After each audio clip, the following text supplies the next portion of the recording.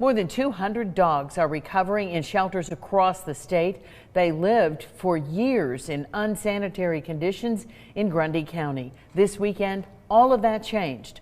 Channel 3's Angela Kim is live at the house where the dogs were kept. She brings us more. Angela?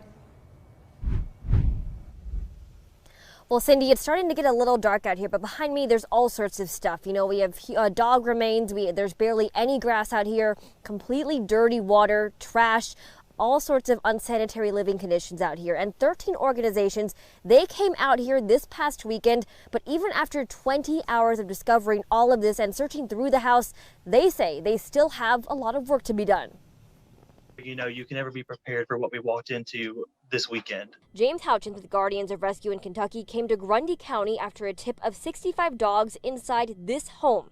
But what he found was much more. It came out to be 211 dogs that was removed from that property, with at least 200 others deceased on the property. Cynthia Turner, a volunteer for Dogs on Borrowed Time, says the sounds and sights of all these dogs were common in Grundy County, but left many locals feeling like something had to be done. Typically when you would drive by, you couldn't hear anything but dogs barking.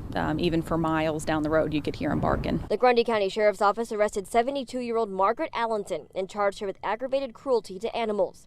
Sheriff Clint Schrum says there's concern for both the animal safety as well as Allenson's health. Houchins says all the dogs recovered are currently being treated by vets across the state, and after some socialization, will hopefully be adopted into new homes.